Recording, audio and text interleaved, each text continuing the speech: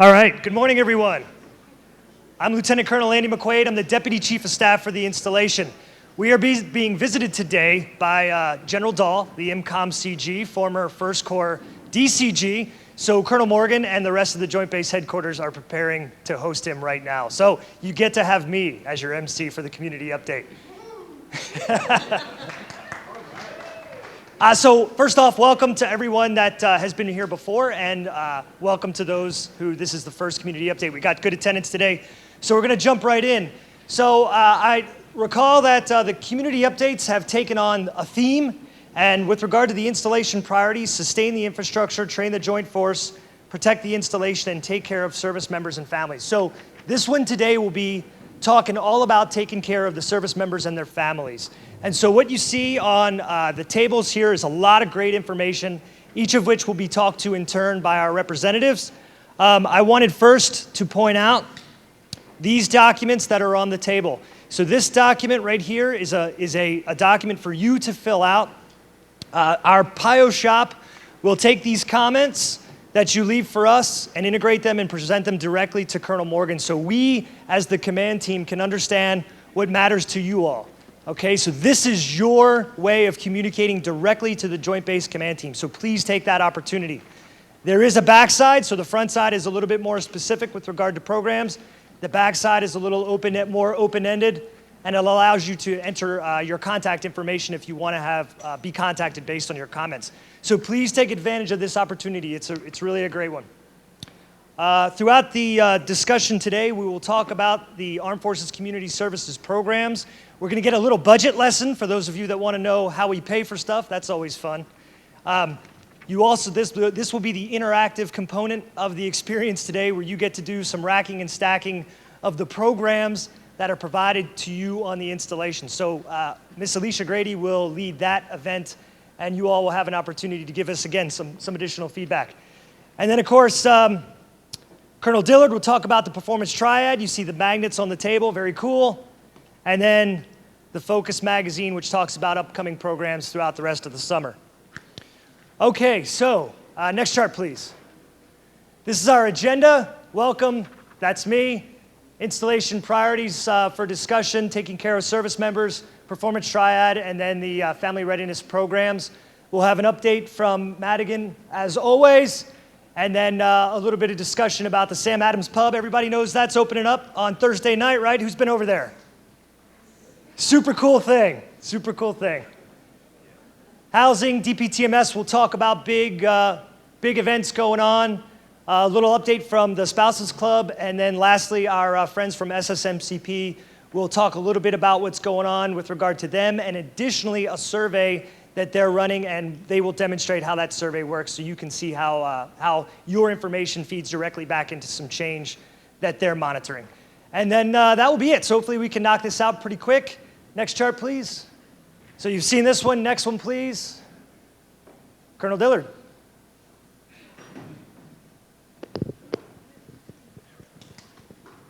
Thanks. Hey, good morning. I'm Colonel Larry Dillard. I command the Triple Nickel Engineer Brigade. So for the last 6 months, our brigade has been one of the 5 Army brigades doing a pilot program with the Performance Triad. Before I dive into this, who has not heard of the Performance Triad? Okay. Who has no idea what it's about? Really, no one? Okay, a few brave souls. So I had no idea what it was about before we started this, and so we kind of got voluntold by the Army that we were going to be one of the brigades to pilot this program. And what we've learned is what I'm going to share with you this morning, just a few nuggets. You may have seen this branding around. In fact, I was out at the golf course on Sunday and saw a golf cart that was wrapped in Performance Triad branding. So it's kind of all over the installation. What I want you to know is that it's sort of been in test and evaluation. The program has been in test and evaluation for a while now. But the Army has now validated this as a program of record and is going to roll out the Performance Triad. It's funded for FY 17 and 18 to roll it out across the Army. So you'll hear a lot more about this. And the way I think about it is the Performance Triad is really sort of a philosophy based on science. It's a program, and it's also a curriculum. So the philosophy is, what do our soldiers need to be tactical athletes, to be high-performing tactical athletes? And the science tells us that they need sleep, activity, and nutrition. And so they've developed a bunch of specific performance metrics along sleep, activity, nutrition. That's the 3 points of the Triad. So that's kind of the philosophy. The program is managed by the Army Office of the Surgeon General, and so if I get out of line, you guys over from Madigan kind of get me back on course. But so I'm not the expert. I'm just the guy that was executing the program. So the Surgeon General is the proponent for the Army for this, and then the specific thing that we were piloting was a curriculum, and so we got all kinds of textbooks. We trained trainers across the brigade. We trained coaches down to squad level to incorporate the performance triad principles into sort of their daily activities around the unit. So a lot of it was focused at PT time, but we also had delivered curriculum to our soldiers on healthy sleep habits, healthy nutrition habits, as well as healthy exercise habits. Next slide. So just a few takeaways. We don't have the final results from our assessment. We were part of the guinea pig, but some things that we learned that were kind of obvious. And the first is, as I mentioned, it's already a valid A requirement. One thing we learned is that family buy-in is critical, and that's why I'm speaking to you all here today. What we found is if we just focus on the soldiers and don't deliver this content or these lessons to our families, then we can maybe influence 8 hours of a soldier's day, but there's another, what's 24 minus 8? There's another 16 hours that aren't necessarily in the Army's control, perhaps. And so what we need to do is really get families kind of bought into the idea of sleep, activity, nutrition, and get them informed about some of these healthy habits. Soldiers, at least in our unit, and I think across the Army, generally report pretty good results on their activity goals because we make them do activities. So that's pretty easy. Where they show less positive results is nutrition, but especially sleep. So this is kind of Dillard's commentary. I think there's a couple of sides to that. One is we have a culture that kind of says, if you're a great soldier, you don't need a lot of sleep and you just keep driving harder and harder. And so part of what this is designed to do is change that culture and address the fact that maybe sleep is actually a performance enhancer and not a performance reducer, which is kind of countercultural to some Army norms. I think the other thing is, if you ask us how much we exercise, we all say we exercise a lot. If you ask us how much we sleep, we self-report that we don't sleep very much. So we could be over-reporting our exercise and under-reporting our sleep, I think.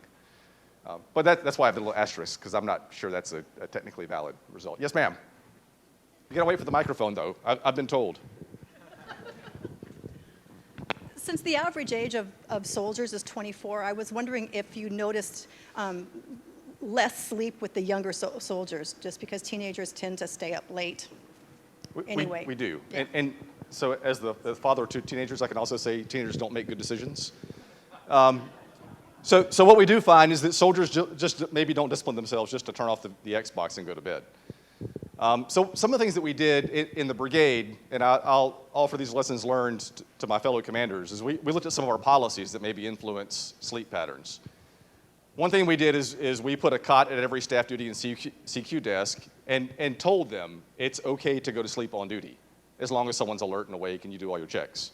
So you don't have to have 3 soldiers staying awake all night. And so part of their job is to go to sleep and be ready to go the next day. That was a small thing that we did, and a lot of it is just talking to soldiers. And this kind of goes to my last point. We changed a few policies. We looked at choice architecture, and what that means is how we present, like in the DFAC. When you walk in, is the fast food the first thing you hit, and then you hit the dessert line, and then after that you find the salad bar, or do you walk up and see the salad bar? And so working with Jerry Turner's folks over in Lancer DFAC, we made some changes to the DFAC that serves us, and tried to change the layout of the DFAC to make the smart choice the easier choice. We tried some of that at the PXs and shopettes as well. So I told Dan Morgan one day, I walked into the PX, and I had to like climb over a mountain of alcohol to get into the PX. Has anyone experienced that? So that kind of goes to choice architecture, and Dan was very helpful in kind of moving some of that to the back, to different parts of the PX. Alcohol is fine, but maybe it shouldn't be the first thing you encounter when you walk into the PX. That kind of gets to choice architecture. But I think the most powerful tool in all of this is leader engagement. So just in our brigade, one of my focuses was tobacco reduction. And Elisa, correct me if I'm wrong, but I think we had something like a 25% reduction in tobacco use in the brigade just by talking about it and by enforcing existing DoD policies that prohibit the use of tobacco in buildings. So it turns out that when the commander goes to the staff duty desk and says, you can't use tobacco in a military installation or in a building in accordance with DoD policy. That kind of reverberates throughout the organization. So I think leaders talking to soldiers about making smart decisions and giving them knowledge through the curriculum that we put out really does make a difference. Some other things that we did that I think were helpful and impactful. We did a barracks cookbook, and we had a healthy dining session where the FRGs kind of and some of our leaders brought some food into the barracks and showed soldiers, hey, we get it, you don't go to the DFAC every night for dinner. Here's some things you can do easily in the barracks room using the cooking resources you have.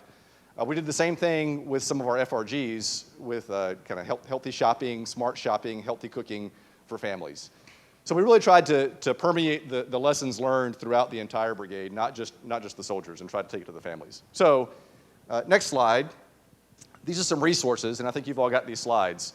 If you go to that first link, that's the kind of the overall link that has all the resources that we used. So it's got tool books for families, it's got tool books for teens, it's got toolkits for soldiers, it's got all the curriculum that we used. There are Apple and Android apps you can put on your phone that have all the curriculum. So what we're trying to do is get JBLM at the bow wave of this curve, because the Army's going to adopt all of these programs and going to spread across the Army. And then within the 7th ID, at the end of July, what we're going to do is start training trainers and coaches for the other units in the division to start spreading that. And we'll make that available as capacity is available. We'll make that available to the entire installation, because now within the brigade we have the trainers who can train the rest of the installation. So that's kind of our way forward on this. I'd be happy to take any questions. Yes, ma'am. Do you use the program set up by Telehealth T2? Telehealth has those computer programs which aid in mental and physical health for children, for service members' families. No? Okay. Just curious. Sorry. Didn't mean to put you on this. No. That's okay. I'm not familiar with that, though. That actually wasn't part of our curriculum for this, but it's interesting. I just wondered if you worked in conjunction, because they use a lot of these healthy ways of living in their apps, and I just thought it would be a neat kind of crossover. It sounds like it. Yes, ma'am. Okay. Other questions or comments? No? Okay. Thank you.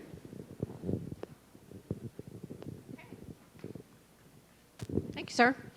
Okay, so I'm Alicia Grady. I'm the Chief of Armed Forces Community Service, and we are going to talk about Family Readiness Program Prioritization. Let's see, so before I get there.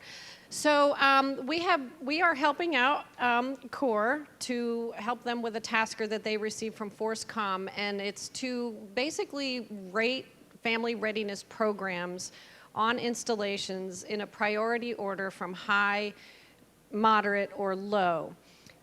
We talked about this, and okay, so the Chief of Staff of the Army has basically prioritized programs, and I know some of the spouses in the room may have seen this bin chart as it's referred to, and what they are essentially saying is anything in a high-risk bin will have impact to readiness, and it can also have impact to life, health, and safety. Anything in a moderate risk bin would have moderate risk to readiness, moderate risk to life, health, and safety, and then so on with the low risk categories.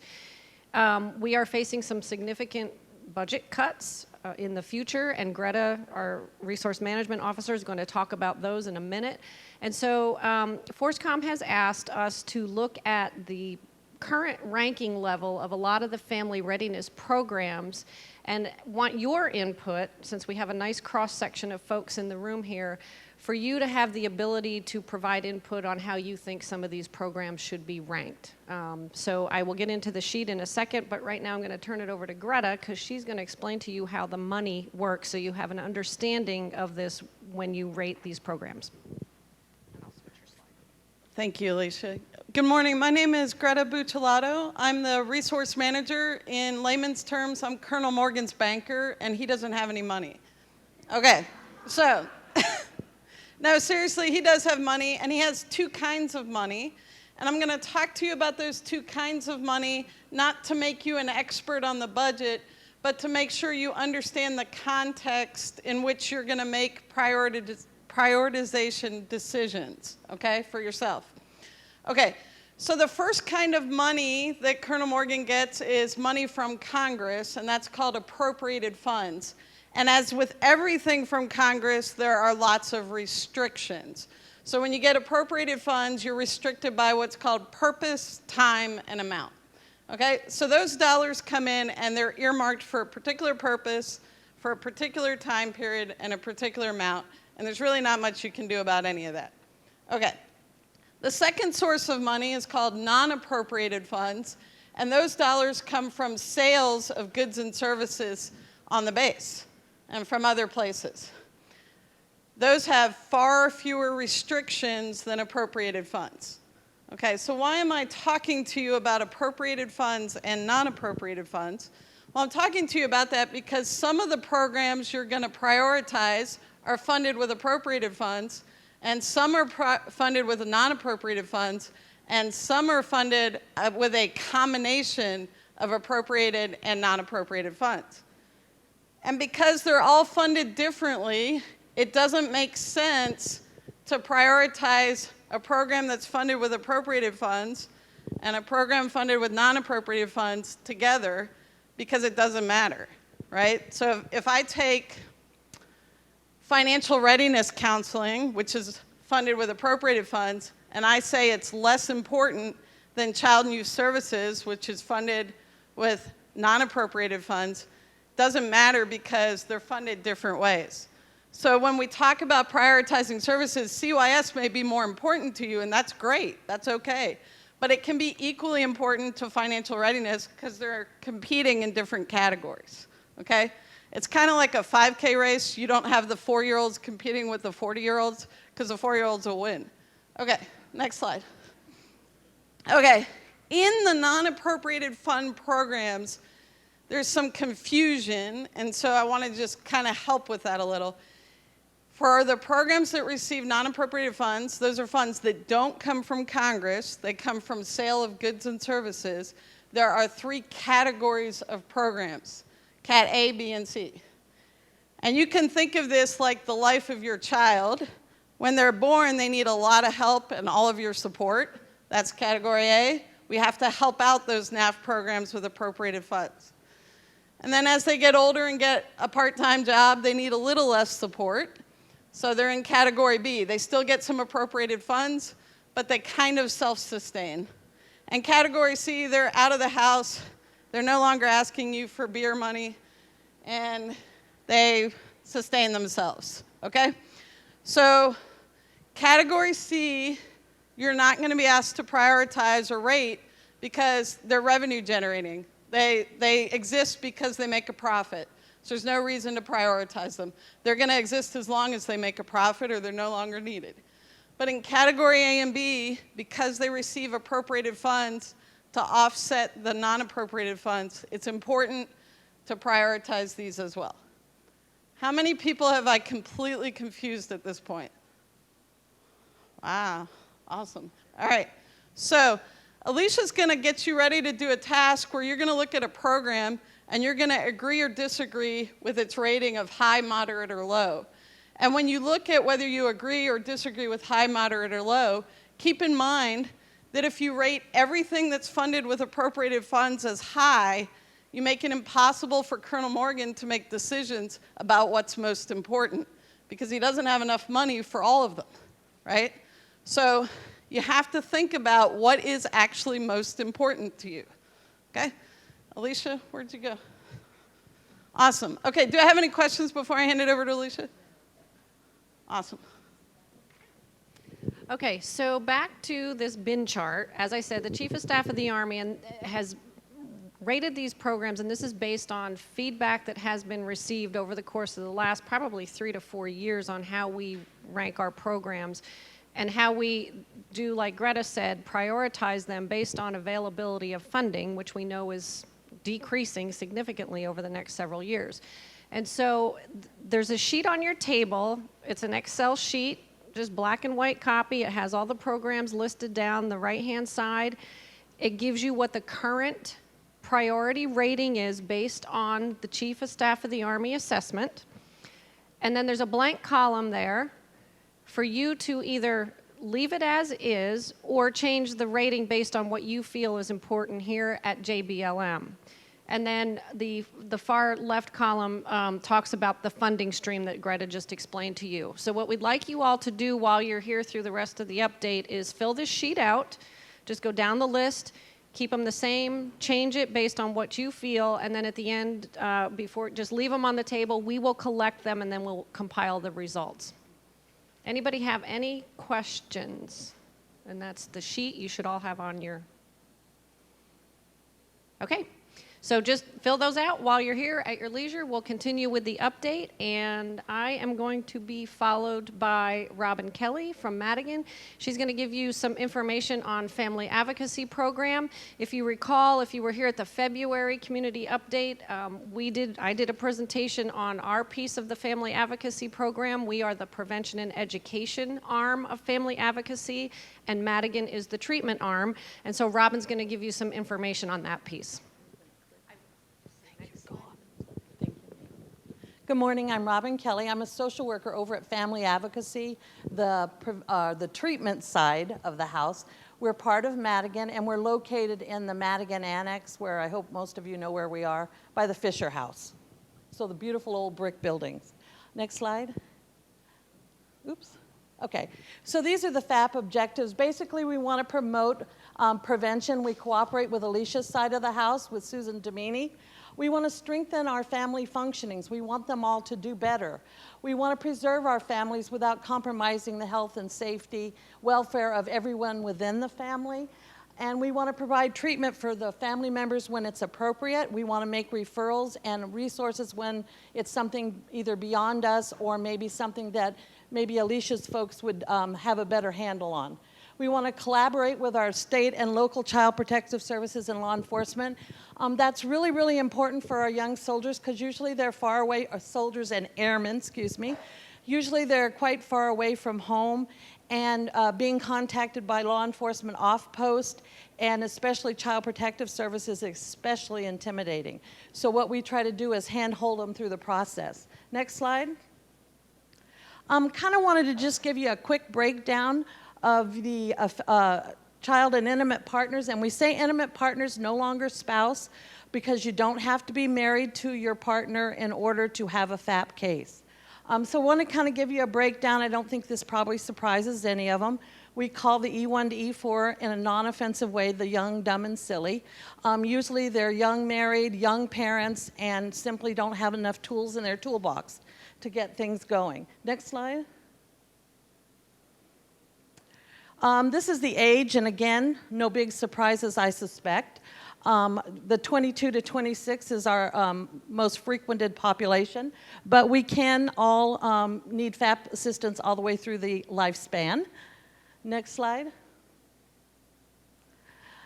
Everybody has an opinion of why DV exists and why intimate partner, child abuse, child neglect. These are the ones that we find are most prevalent. Substance abuse is not in itself a cause for hurting someone else, but sometimes it does lower the barriers, and it is part of the problems that we're experiencing. Childhood experiences, we live what we learn.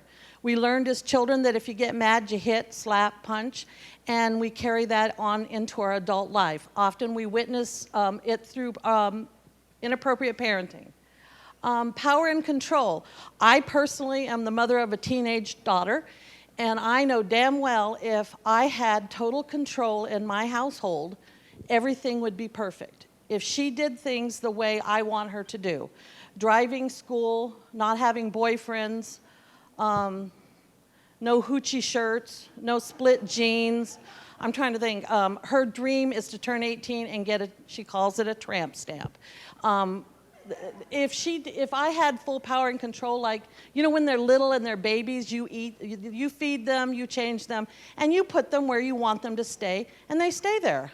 I loved that life. Now I found out when she turned about 10, it really started the ball rolling, and I get a voice, and I get the car keys, and I control the checkbook. And other than that, there's a lot of discussion. So power and control, we all dream of having power and control to some level. But what we're experiencing is that families often feel if they don't have control or power, their way of getting it is through using physical. So that's one of our goals, is to help them understand the process. Co-occurring mental health disorders.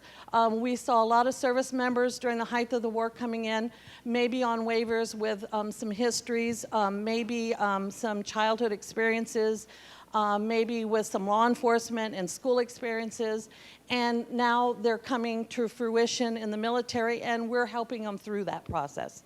Next slide. So this is my favorite part. FAP is my love, I'll be honest, and I will talk forever, and I know you'll grab me off the stage. Second love, my first, of course, is my family. But FAP has undergone an incredible change in the last year. Previous, and those of you who have experienced services through us, through your soldiers and airmen, we were very much into investigations, into you're an offender, you abused your family, you hurt your kid, you smacked your spouse. So what we tried to do, we took a new undertaking about a year ago when the numbers came out, and we discovered that our child abuse rates are triple Army. Our spouse abuse rates are 2.5, I believe, times Army. And we felt that for some reason we were missing the boat. We weren't giving what we needed to our families. So we went from doing just groups, parenting groups, and domestic violence treatment group, and we decided, you know, maybe we need to be working one-on-one. So now everybody that comes through our door with a FAP case, guess what? They're not leaving the building unless they've met individually with a therapist. And we're finding about 99% of them need to do some individual work before they can work with their relationships with their spouses and children, intimate partners. We're doing family therapy, and we're doing couples therapy after the couple is healthy enough to be ready to do our couples therapy. We increase service members who don't meet FRAP criteria. We have an algorithm that tells us you have to have an ACT and an impact, and you have to be married, formally married, share a child, or cohabitate on a shared lease. And that knocked out a lot of people that were really desperately in need of services. We recently had 2 sergeants, intimate partners, did not share a lease, pregnant, within the same command, and they beat the snot out of each other. But when it came through FAP, traditionally it wouldn't have met. We couldn't have done anything because they weren't eligible for our services. We have now rewritten that, and we are now offering those services. We expanded services through, we're really working with Command.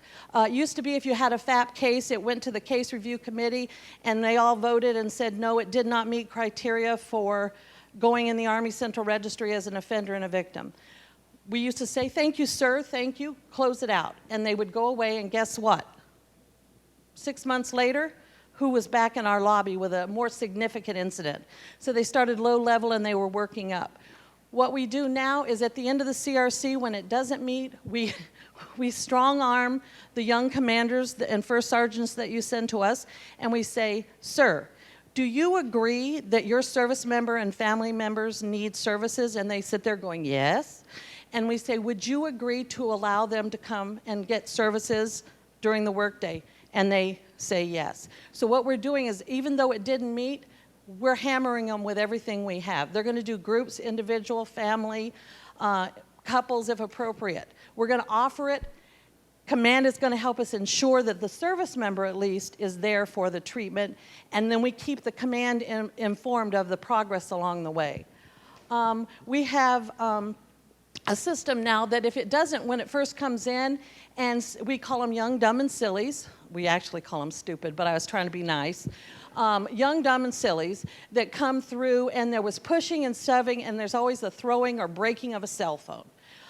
Because she was looking at his text messages, and now they're mad.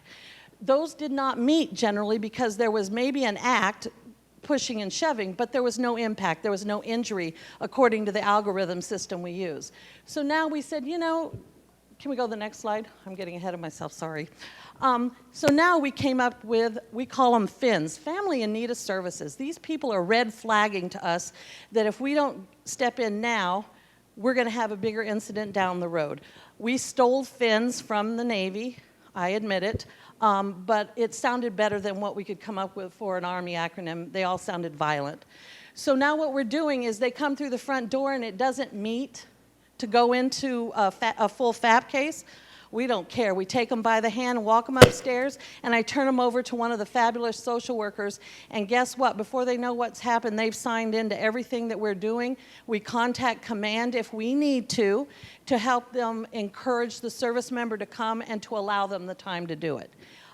It's working really well, and we just started in the last 6 months, so we're hoping that this is going to really decrease recidivism and maybe some really significant cases.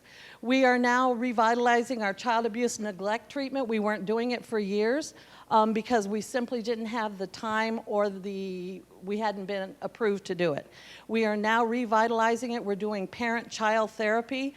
So we're trying to especially reach out to the teenagers who we're seeing not an increase, they've always been on the radar, but service members deploy. One of the things they do is they tell their 16-year-old, while I'm gone, you're the man of the house. Okay, so then the teenager steps up and does everything that dad expects him to do, and then unfortunately, fortunately, dad comes back from deployment, and he says, well, thank you for the good job, but now go away and be a kid again. And what we found was these children, we empower our children, and then it's really hard for them to step out of that power position.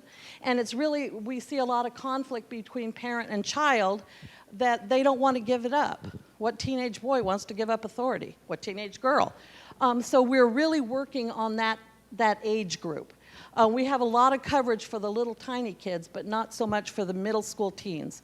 We're also going to be a test site for DOD's Thrive program with Susan Domini and the FAP prevention team. Next slide.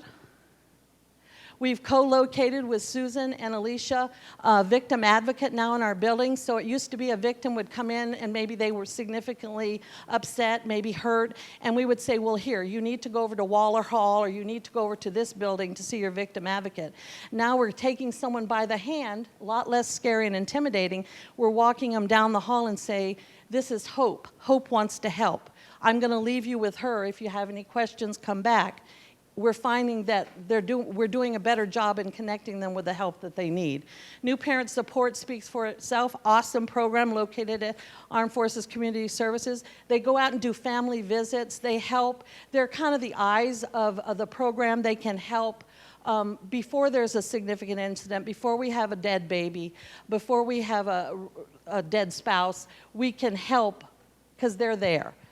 We're co-facilitating the Crossroads of Parenting, and the reason is it's a required class for the state of Washington to get a divorce, and you would be amazed at what people say and do and tell you in a class like that red flags. And so what we do is we seek that service member or family member out after the class and say, hey, we noticed, can we help? And usually we can engage with them. We're trying to increase collaboration with on and off post providers. Specifically, our big one is Child Protective Services. They have the power to remove our children from their families, and we want to make sure as much as possible that we walk with the families to prevent that from happening, and when it does happen, to increase their ability to understand why it happens and how we can help offer the services so they can get their kids back quicker. We don't want our kids in state foster care. We increase command communication. What we're doing now is every time we see a commander for anything, we're handing out business cards, brochures, and saying, here, we have this really good class. Do you have any soldiers or airmen that you know your soldiers and airmen? Are they red flagging? Do we need them in? We are being absolutely obnoxious and pushy, but we're seeing an increase, and we're hoping to see the downcrease. Next slide. These are the numbers you call during the duty day. After hours, Armed Forces Community Service Victim Advocate covers the adult cases.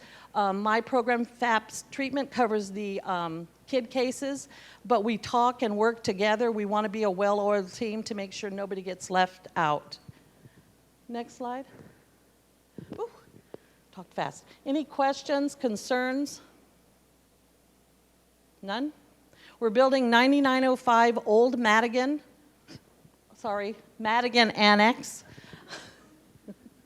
We're not supposed to say Old Madigan anymore. I found it charming, but apparently some don't. No questions? Thank you. Oh, thank you. Thank you, ma'am, very much. Okay, so again, I would just foot stomp from each of those three briefers. Those are the information, the experts. Those are the people that you should reach out to as commanders. Go back to your units, try to filter down this information as best you can. Whether you contact the subject matter expert directly or contact the Joint Base or contact Alicia, the key here is to share the information, and that's what we're trying to do. So the information is key. All right, go back one. Sam Adams Brew House, April 1, August 30. Those are the hours of operation.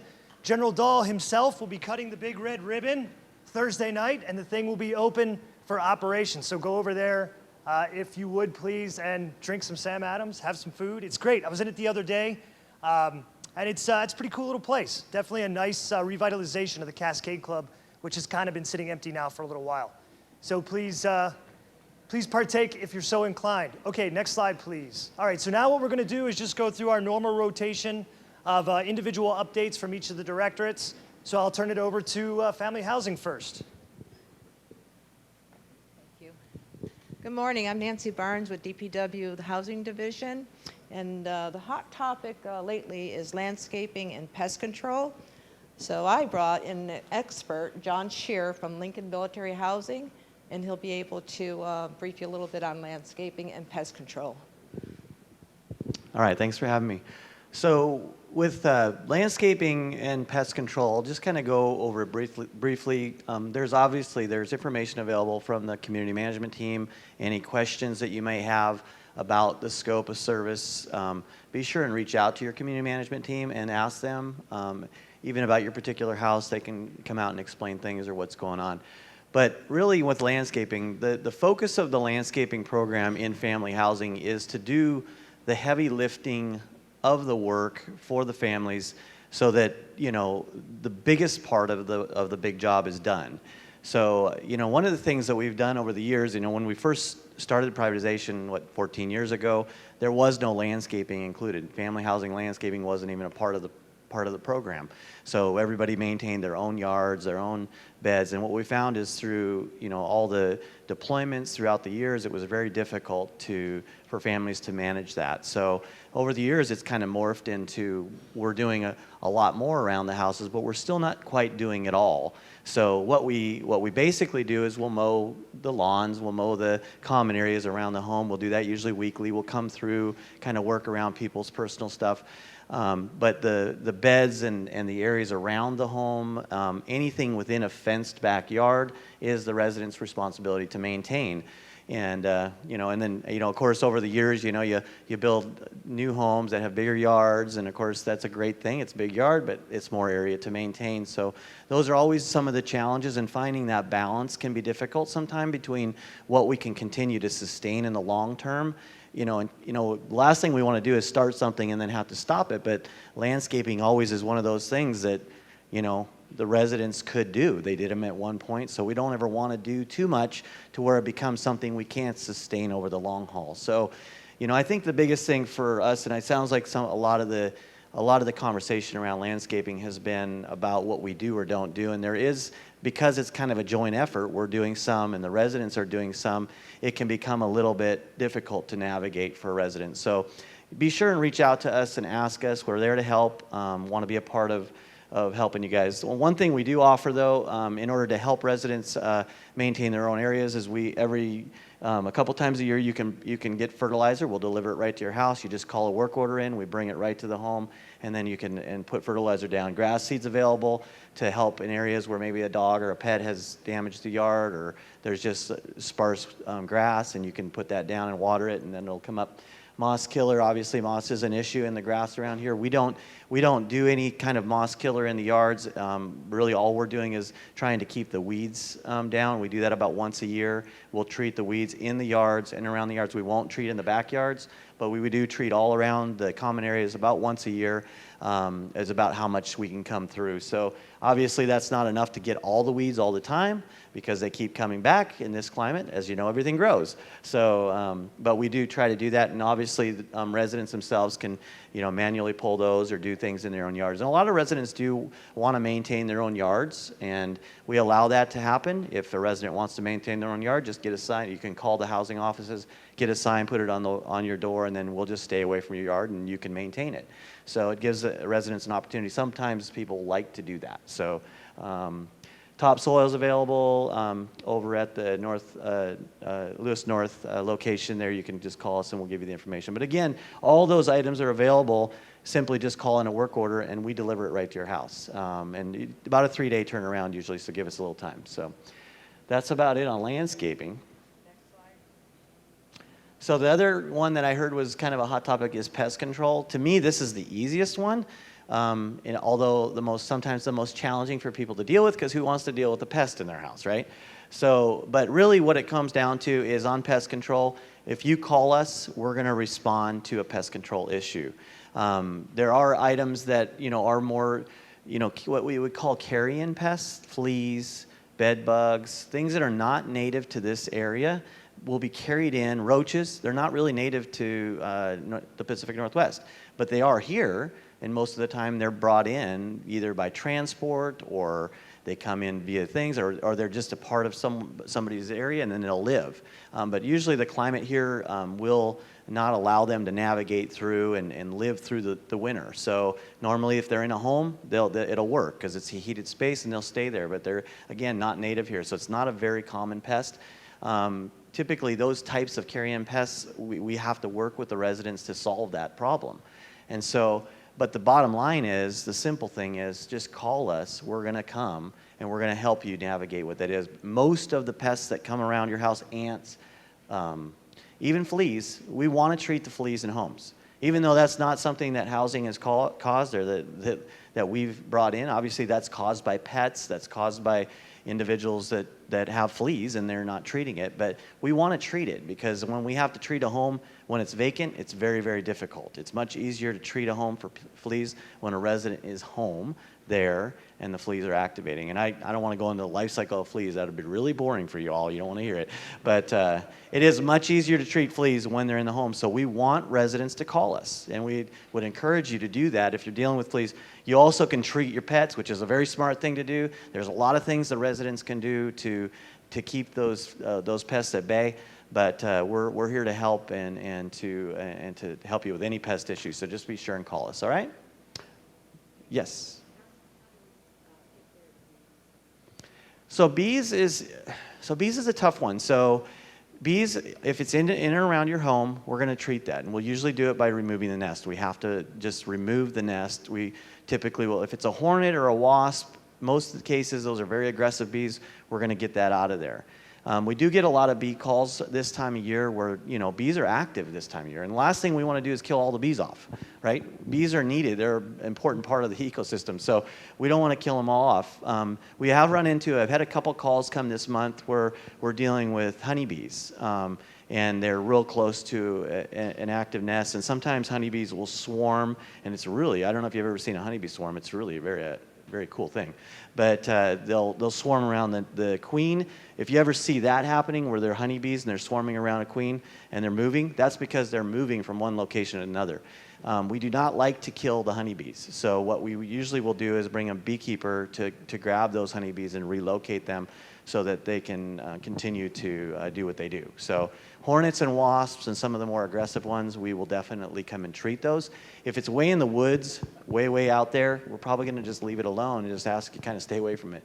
But if it's in an area around a playground where children could be, then we're going to treat it. And if we can find the nest, sometimes it's difficult to find the nest. I had one up on a housing area last year where they called several times, and then we finally came up there, and I just went and started walking through the woods, and man, I almost stepped on the thing. It was a big bee's nest, so we had to kill that. It was a wasp nest in the ground, very hard to detect, but we found it and got it taken care of for the residents. So sometimes it can be a little difficult. We don't want to just kill them off, a bunch, but if they're in your home or around your home and they're causing nuisance to people, then we're gonna take care of that.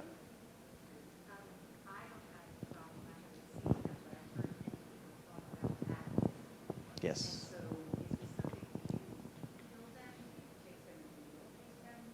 If a bat is inside of a structure, we're going to get it out of the structure. So anytime a bat is inside of a home, which can happen, they'll get in the attics, they'll roost in there, and so we need to get those excluded from the home.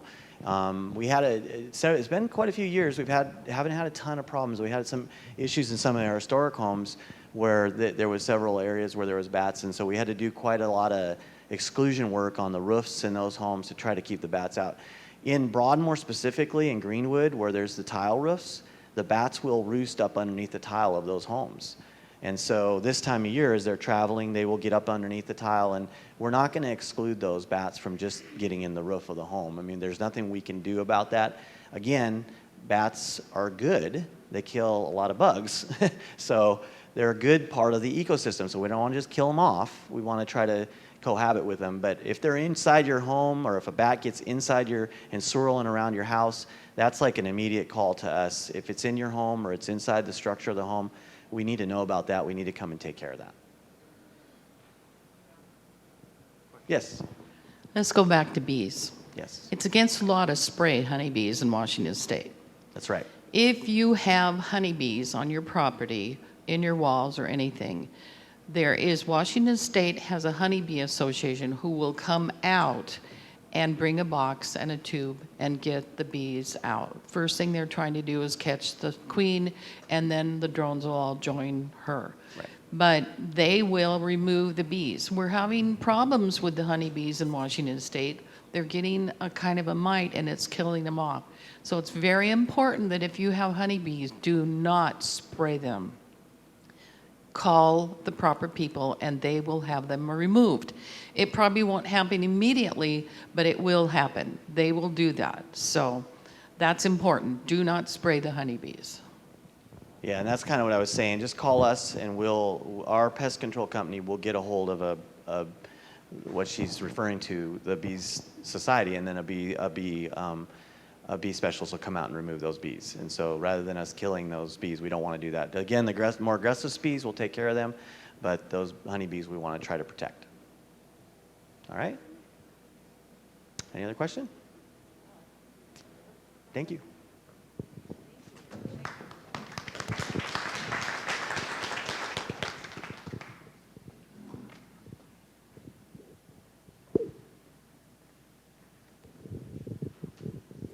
Okay, good morning. I'm Kevin Witt, Executive Officer of DPTMS. I'd like to cover a few key events over the summer months. The first being 3 to 5 June, the Special Olympics of Washington, and you should see them starting to set up out here on Watkins Field and various areas around the Joint Base. The other thing is Freedom Fest on the 4th of July right here on JBLM. And then 18 to 22 July, Vacation Bible School on Lewis North and McCord Chapels. And then on 1 to 5 August, the Joint Adaptive Sports Camp. And then 26 to 28, the JBLM Air Show and Warrior Exposition. Any questions?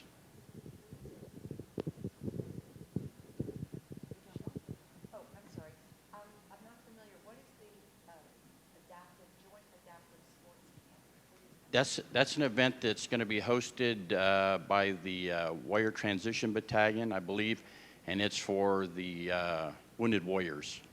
Yes. No, ma'am. The 4th of July is closed to ID card holders only and guests.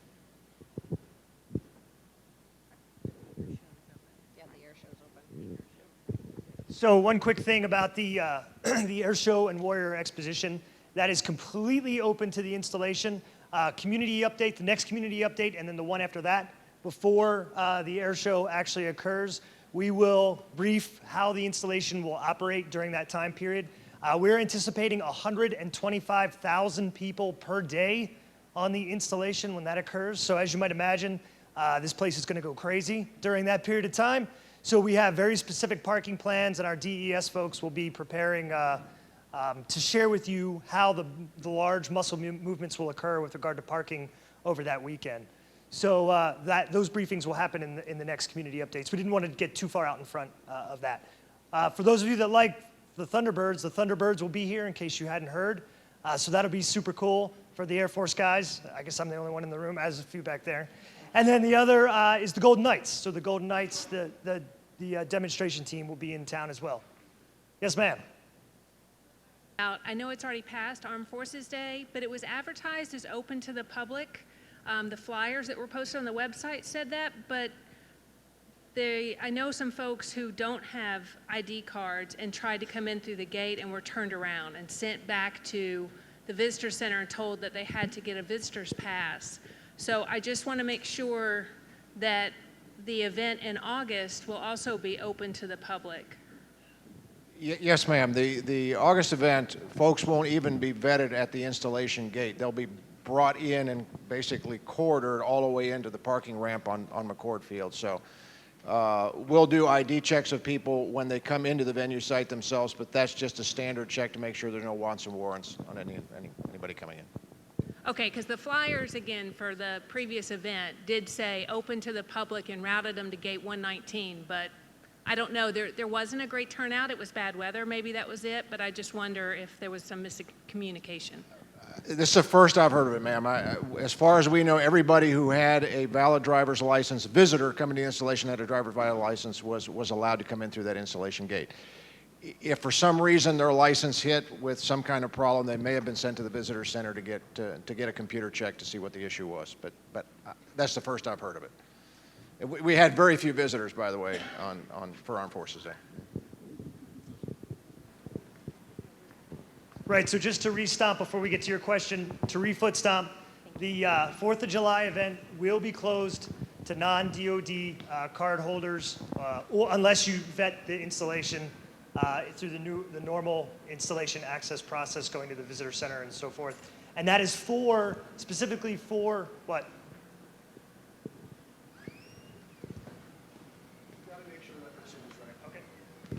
Okay, for Freedom Fest, I'm Joe Peak from JBLM Public Affairs. I want to make sure, because we're getting ready to announce this, Freedom Fest is for DOD ID card holders. That's active duty, guard, reserve, retirees. If you've got an ID card, you can come in, and guests can come with you. But if you are just a member of the general public, you will not be able to come to Freedom Fest this year. Okay, so there is no going to the visitor center and getting a visitor's pass for Freedom Fest. Thank you. All right, thanks for the correction, Joe.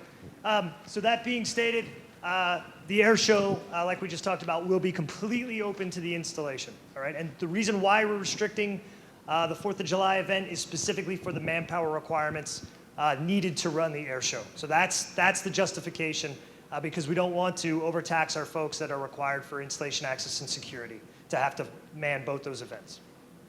Question? I just registered for the mud run for June 18th. So it says July 18th, the Down and Dirty mud run. Okay, we'll just get a correction on that. Okay. It sounds like we're wrong. Dennis, do you know what is it?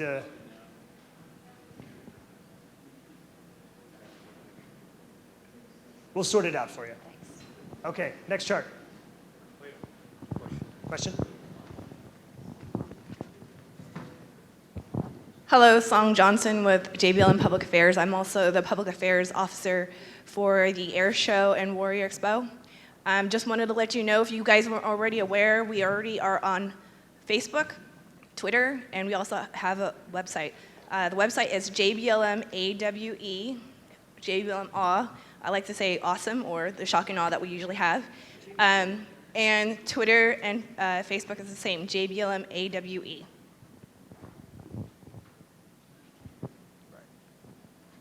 Okay, so we are in fact wrong. If you look in the Focus magazine here, it gives you the correct date for the Down and Dirty Mud Run as June 8th.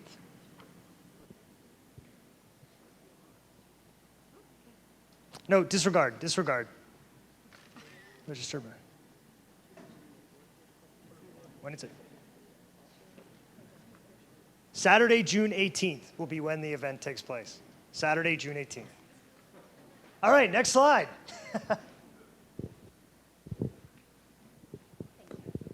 Hi, I'm April McClung, and as of today, I am the Lewis Community Spouses Club 2016-2017 president.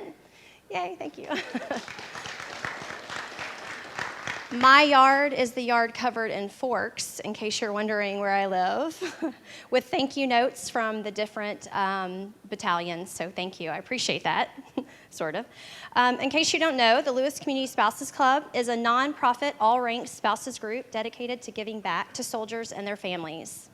Membership is open to all spouses of active duty, Reserve, National Guard, and retired personnel of the armed forces, as well as Gold Star spouses. Our motto this year is "Every Hand Helps," and this is a simple motto for our big goals. We want to give back in a big way. So if you could please mark your calendars for our special and fundraising events.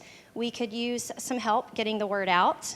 We have our super sign up August 18th. That's going to be our very first event, where we hope that we'll have a huge turnout and have a lot of volunteers and a lot of members this year to help us with our goals. So thank you so much. Am I supposed to ask for questions? Okay, over to SSMCP, Bill Adamson. Hi, I'm Bill Adamson. I'm with the South Sound Military and Communities Partnership. We have two things to address with you today. First is a survey that went active about 2 weeks ago. This evening, there'll be a second email that goes out to all the @mail.mil accounts. We've had over 1,900 or about 1,900 responses so far.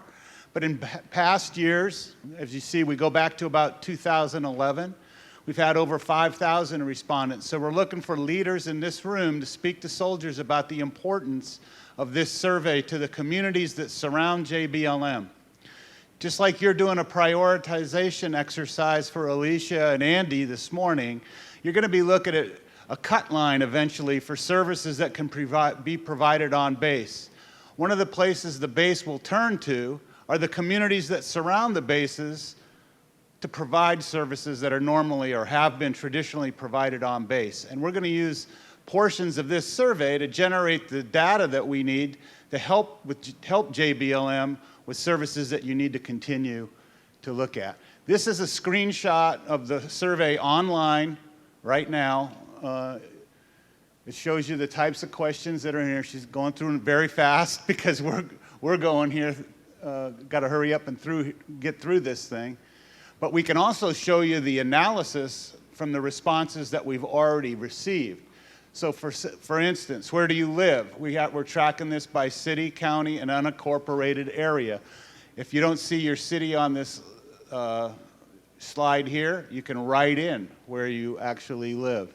You can even add in your exact address, which would be helpful to people that run the cities around here because they need to know where our folks live. From past surveys, 72% of the service members assigned to JBLM live off-post. So the vast majority of your families, military families, are living off-post, and they use off-post services. And so we need to know how to best position our communities and our cities to provide those services. You can see a breakdown here of who rents and who owns and who lives in the barracks, how much they're paying. Do they feel safe? Luckily, almost 96% feel safe where they live, but there's still 4% that don't. That might be an important thing for some of you to know. So that's this survey. You'll see an email if you have an @mail.mil account that goes out today. We're ending the survey on 13 June. We're looking to double the numbers that we've got right now for respondents, make this much more valid for us. Our second thing that we're really excited about is a new website. SSMCP bought the domain name myjblm.com earlier this year. This site is open now. It's going to go to the public by Friday, but you can see on here, if we can scroll down a little bit, Sarah, we're covering events. We're covering the centennial that's coming up in September 2017.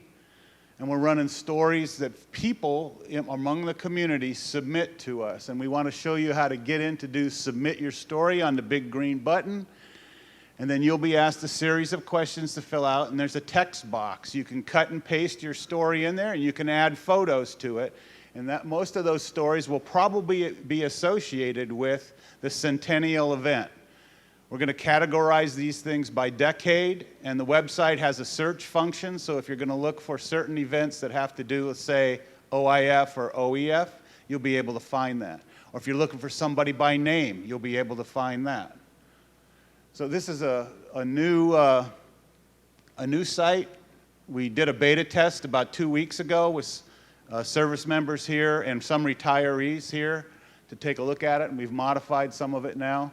So just want you to know this is out there and that the JBLM folks will be looking for you to submit your stories of your relationship either with Camp, Fort, or now JBLM in Lewis. Okay? Thanks a lot. All right, thank you, Bill. So just again, some command emphasis on the survey and also SSMCP. So for those of you that are unfamiliar with what SSMCP is, that SSMCP is the organization that essentially allows JBLM to communicate directly with the communities. So SSMCP is a partnership of all of the surrounding communities that have interest in understanding what JBLM does, and conversely, JBLM in what those communities do. And so the key topics, the key areas of interest, key information that we need to share is all facilitated through SSMCP. So they are a fantastic partner to JBLM, and by communicating through that survey, we will be able to communicate directly with the communities that surround JBLM, our needs and their needs to us. So please foot stomp that survey. Please go out there and do it. It is of significant value to both JBLM and the communities. And then additionally, the My JBLM site, that's actually modeled after something that they did at MacDill. When MacDill hit an anniversary, they created something like this. It was called My MacDill. And the idea here is just to share all these great stories that surround this place, folks that have been stationed here or have come through here, as Bill said, Camp, Fort, and now JBLM. So please check it out and post. You know, it's kind of a really neat thing as we approach the centennial celebration of Camp Lewis. Okay, so we have a raffle, some Rainier's tickets, right?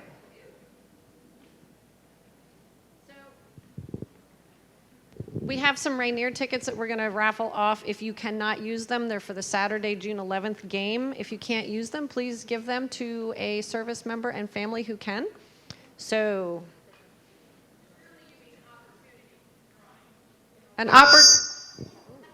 yes, I meant an opportunity drawing. And these were donated through MWR, so it's all legitimate and official because MWR is allowed to receive those kind of things.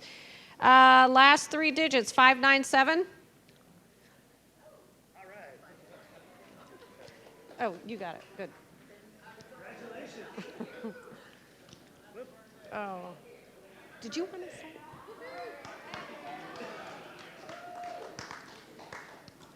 Okay, 661. 661. All right.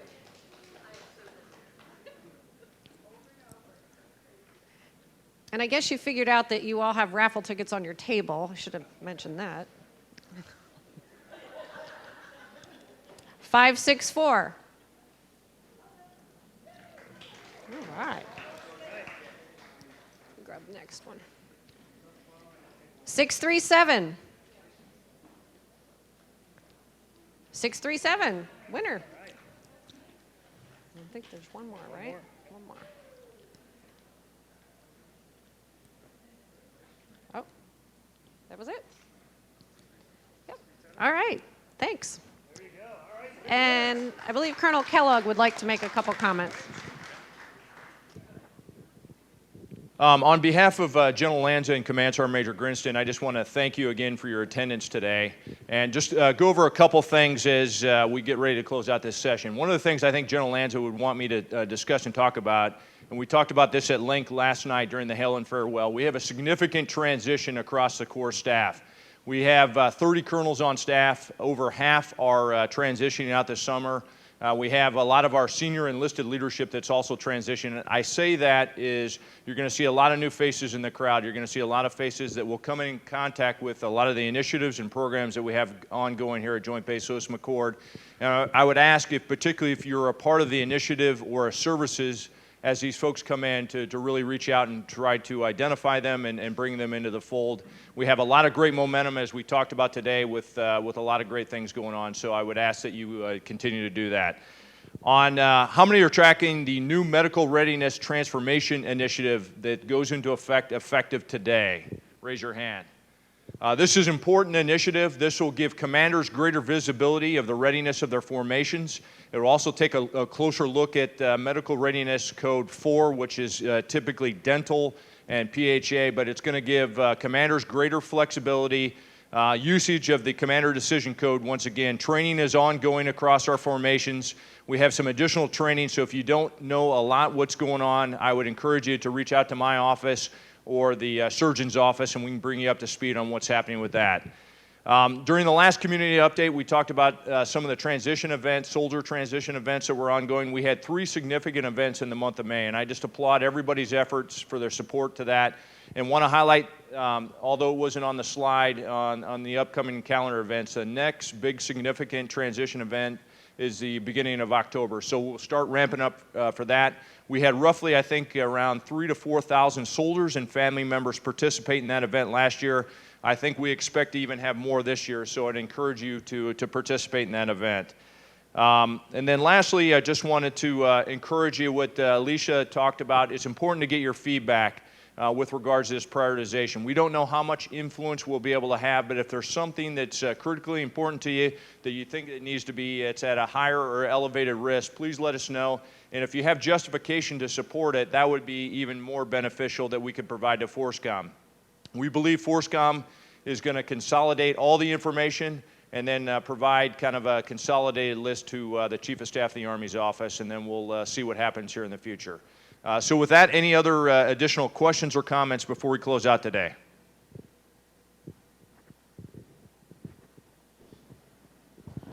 And maybe as you go through this prioritization drill and you think about those services that are important to you, also think about the ones that the communities that live around the base could potentially provide to the base. That might help in the way you look at your resource allocation. Thank you. Any other comments or questions? Yes, ma'am.